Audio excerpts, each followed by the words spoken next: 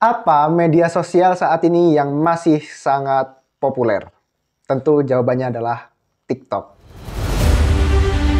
Looking at TikTok, we may be banning TikTok, we may be doing some other things. There are a couple of options. Halo teman Ongki sekalian, kembali lagi di channel Dwi Tung Sing. Nah, buat teman-teman yang belum subscribe, silakan subscribe terlebih dahulu. Sebelum kita lanjut.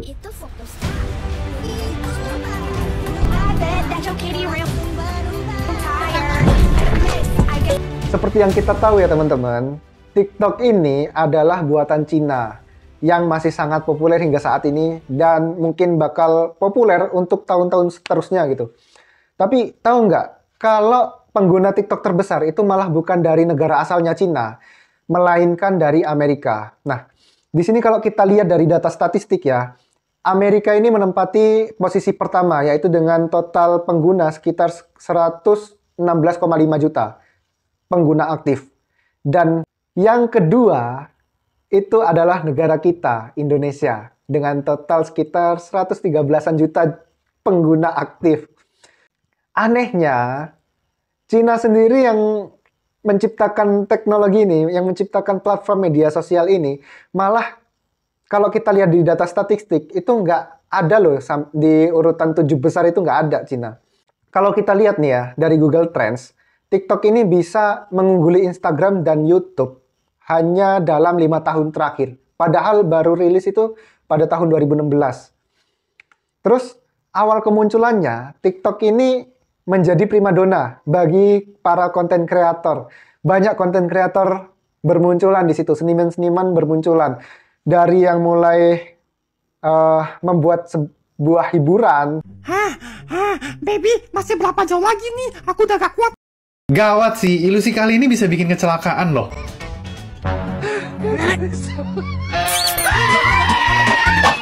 Sampai pendidikan itu ada di situ. Pak Guru, apa benar kalau zaman dulu itu ada sihir? Ya tentu saja ada sihir. Terus sekarang sihir hilang karena ada... Dilarang keras, anggota Polri dan keluarganya bergaya hidup hedonisme karena sudah diatur dalam peraturan Kapolri. Bahkan YouTube dan Instagram ini mau nggak mau, dia harus mengeluarkan fitur barunya biar nggak kalah saing dengan TikTok. Dengan format video vertikalnya. Yaitu, kalau YouTube itu mengeluarkan Shorts, dan kalau untuk Instagram itu dia mengeluarkan Reels. Nah, yang membuat TikTok ini menjadi primadona salah satunya itu kita bisa mendapatkan banyak penghasilan dari situ. Mulai dari affiliate-nya, buka TikTok Shop di situ. Teteh taruh sini. Kadang teteh ini lupaan, jadi lebih dekat di sini kelihatan. Dan nggak cuma itu. Kalau lu punya pengikut yang banyak, followers yang banyak, lu bakal dilirik sama brand-brand tertentu gitu. Mereka bakal percaya untuk mengendorse lu gitu.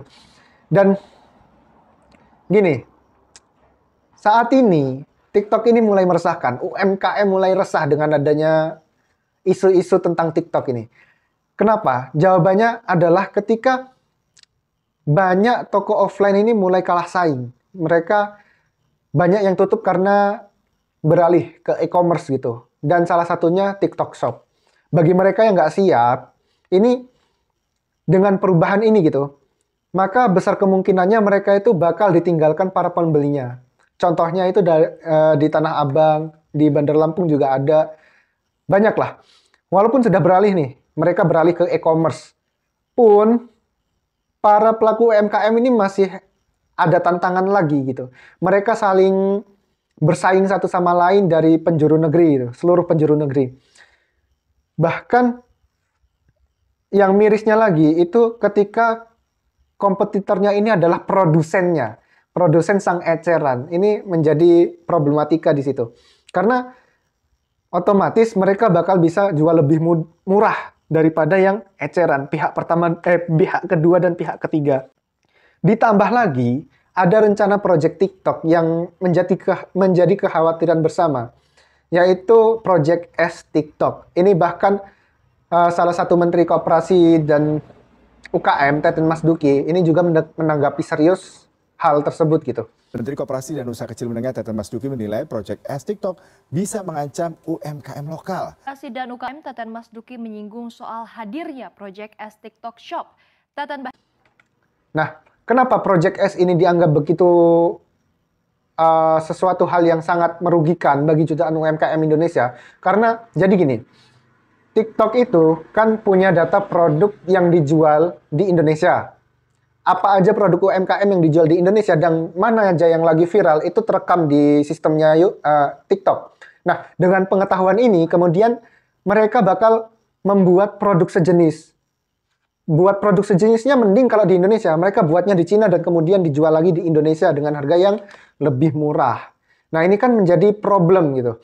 Jelas kalau produk yang diproduksi dari pihak mereka, ini kan otomatis algoritma TikTok ini bakal mendukung dan meng-up terus produk-produk buatan mereka dan akan menenggelamkan secara perlahan produk buatan lokal kita. Contoh saja nih, kalau di TikTok yang sekarang terkenal itu produk skincare, Skintific itu sudah menguasai market di TikTok. Dan walaupun itu harganya malah lebih mahal gitu. Nah, belum adanya Project S TikTok, ini aja udah ngebuat UMKM kita itu lesu gitu. UMKM yang offline itu udah lesu banget gitu. Apalagi kalau Project S TikTok ini beneran direalisasikan coba. Nah, di sini yang menjadi permasalahannya adalah ketika e-commerce dan jejaring sosial menjadi satu. Di situ terjadi kebimbangan antara peraturan mana yang harus diterapkan ke aplikasi itu, apakah e-commerce atau jejaring sosialnya. Nah, makanya pemerintah ini harus mengatur regulasi TikTok supaya nggak memonopoli pasar gitu, mulai dari produksi iya, pemasaran iya, pembayaran iya. Ya itu kan ujung-ujungnya monopoli gitu. Nah, di situ bakal banyak sekali kerugian, bukan hanya UMKM, bahkan pendapatan pemerintah, pendapatan negara pun akan menjadi terganggu, berkurang bahkan nggak dapat pendapatan sama sekali di situ dari pajak kan. Tapi kalau mengikuti beritanya sih, para menteri udah bergerak cepat mengatur regulasi ini biar UMKM dan negara itu nggak dirugikan. Dia pun berani menolak TikTok misalnya, kenapa kita enggak? Gitu. Amerika juga melarang TikTok misalnya untuk jualannya boleh, tapi nggak boleh disatukan dengan media sosial. Sekarang ditata, harus kalau sosial media izinnya sosial media, sosial commerce izinnya juga mesti ada. Nah sekarang ditata, kalau dia sosial media sudah sosial media, kalau dia sosial commerce izinnya sendiri. Oke, mungkin gitu aja sih. Semoga bermanfaat dan janganlah lupa untuk subscribe.